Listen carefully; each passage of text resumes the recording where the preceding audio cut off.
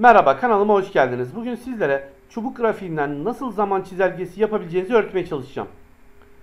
Hazırladığım bu örnek çalışmada belli bir dönemden başlayarak bir projenin tüm aşamalarını yine belli bir dönemde bitecek şekilde zaman çizelgesi üzerinde göstermeye çalıştım. Şimdi nasıl çalıştığına bir bakalım. Bunun için formüllere geliyorum ve şimdi hesapla diyorum.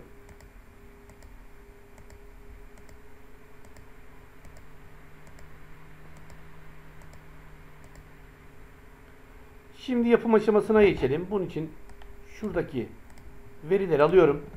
Sayfa ekle şu alana özel yapıştır değerleri, özel yapıştır biçimleri diyorum. Grafiğimizi yapmadan önce şurada örnek çalışmamdaki şu yükseklik ayarlarını yapabilmek için şurada gizli olan sütunu bir açayım. Şurasını şimdilik kopyala özel yapıştır değerleri diyelim. Daha sonra buna formülü uygulayacağız. Ve şimdi şu ikisini seçiyorum. Ekleye geliyorum. Buradan şu grafiğimi, kümelenmiş sütun grafiğimi seçiyorum.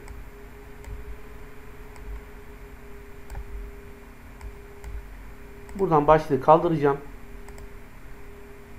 Veri etiketlerini ekliyorum. Buradan da şunu seçeceğim. Şu değerleri seçeceğim. Tamam diyorum. Şuradaki değeri ve öncü çizgileri gösteri kaldırıyorum. Tamam dedim. Tekrar grafiğimi seçiyorum. Veri serisini biçimlendir. Buradan dolgu yok diyeceğim. Daha sonra şuraya geliyorum. Bunlar seçiliyken hata çubukları diyorum. Diğer seçenekler diyorum ve şu eksiği, ucu açığı, yüzdeyi seçiyorum. Yüzdeyi de %100 yapıyorum.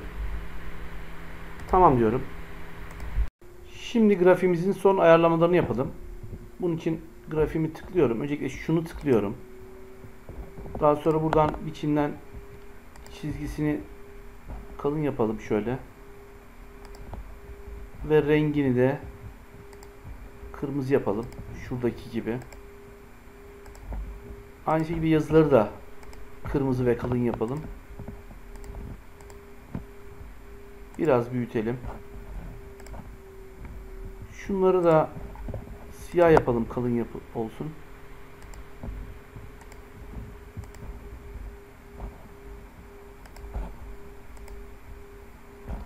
Yazılar da aynı şekilde kalın ve siyah olsun.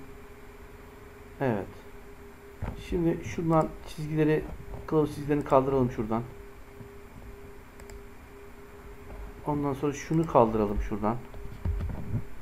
Bunu seçiyorum. Biçimden dolgusu olmasın.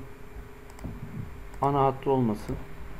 Buradan da görünümden kılavuz çizgilerini kaldırıyorum. Şunu biraz büyüteceğim. Evet, son işlemimiz şurası kaldı. Buraya bir formül uygulayacağız. Şuradaki formülü birebir uygulayacağız. Bu da şöyle. Rastgele arada -10 artı 10 arasında şunu alıyorum. Şuraya yapıştırıyorum. Şurada ise yukarıdakini çarpıyorum -1 ile. Bunu alıyorum. Yani artı olmasını sağlıyorum şuranın.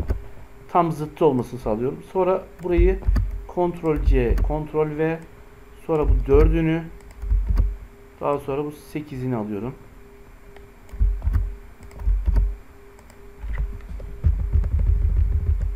Hepsini yapmış oluyorum.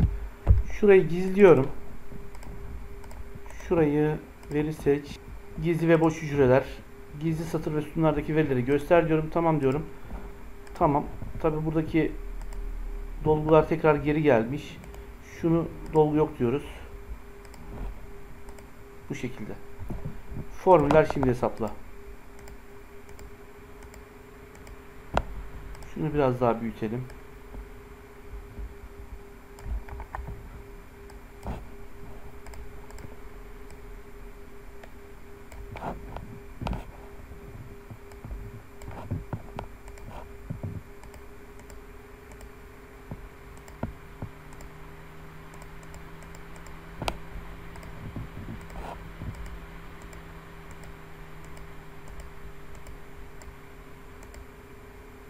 Bu video ile ilgili anlatacaklarım bu kadar. Verdiğim bilgilerin sizlere faydalı olacağına inanıyorum. Kanalıma abone olup bildirimleri açmanız halinde bundan sonrasında yayınlayacağım faydalı paylaşımlardan haberdar olabilirsiniz. Beni takip edip çalışmalarımı izlediğiniz için teşekkürler.